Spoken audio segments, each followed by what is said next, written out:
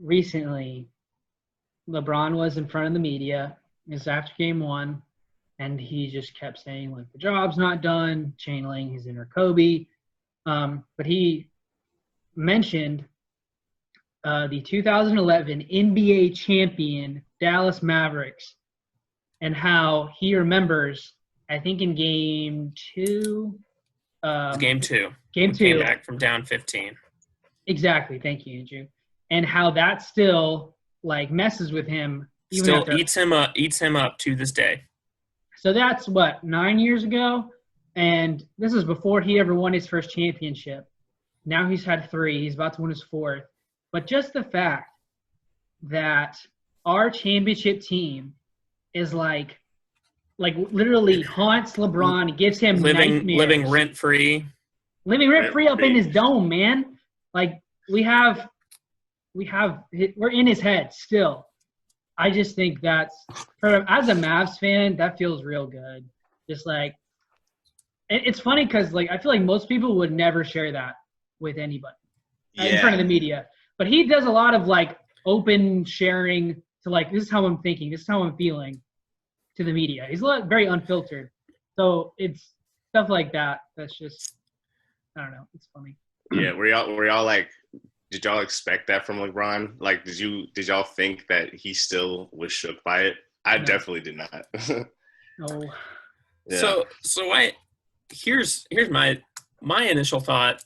Like it was one of joy, because then like as soon as he mentioned that, all of the Mavs fans on Twitter started posting like the Mavs comeback clips. Like, I mean, so it was just like a string of like, here are the highlights from that series, like relive it again. Relive the magic. But I don't know if it's like living rent free in his head, but I do appreciate, this is what I appreciate about it, that like that moment for us, from LeBron's perspective, like that is the thing he holds on to, that is like, I took that personally and I'm never going to let it happen again. Like, cause in the context of that conversation, it was like the Lakers were up 1-0 and he's like, yeah, I've been in this position before and the Mavericks stole one from me and I'm never letting it happen again. So it was less, I didn't look at it as like a confession, like, oh man, I'm still bothered by this. It was more so like, I remember that and it's not happening again. Never, like, no. Like, it's like, and it's essentially like I'm using it similar in the sense, like Dirk has never really talked about this, but I'm sure the 2006 NBA Finals factored heavily in his mind to the 2011 NBA Finals. Like, it probably was living rent-free in his head, but you know what? It made damn sure that he was prepared and he was going to play better. I mean, and he was going to end it and win it. And I think in the same sense, LeBron is now in that position. In 2011, there were serious doubts. I mean, we would call it slander today about, like, LeBron can't lead. Like, LeBron doesn't have – like, you ask LeBron for change for $1, and he says, sorry, I only have 3 quarters. You know, like, I mean, people were trashing him, were dragging him for disappearing in that finals. And essentially – and a lot of people, like, let the Mavericks win. We took it from him. Like, don't get it twisted. But I think now, like, you wouldn't say that about LeBron. Like, there's no doubt in anyone's mind that he's going to close this thing out. The only situations where he hasn't been able to do that is when his team has been dramatically overmatched by a more talented Golden State team or a more talented Spurs team. Yeah. But you love to see it. I love to see it. And the fact that like, he would tell us that is just, to me, great. Like, he could have just said, like, I've been here before and then end sentence. And like, but instead he's like, and before I recorded, I wanted to make sure I watched the highlights of this game and how, like, right after D Wade starts punching LeBron, like, oh, we're up 15 with 5 minutes left. Like, you know, Rick takes the timeout, and then the Mavericks just chip away, play great defense and chip away, easy buckets, you know. playing within themselves, and it was just such like it almost brings me like tears to my eyes just to watch that, because I forget how great of like a well-rounded like defensive, like, you know, everybody knew their role. Dirk knew when to get his buckets, when to, you know, give it to, you know, Jet. It was just really because we had been in essentially a drought for Mavs news, especially since like Luka got first team All NBA, I think. So it was just so funny that like even though LeBron has accomplished so much and he's won MVPs and Finals MVPs, championships, like he still we're the one that got away. We're the one that got away. Nobody picked us in that series. We were out talented by, you know, that team. Everybody just assumed they would win a championship, and we tore it from them. It's like, no, it's not today, buddy. Maybe next year. Dirk's time.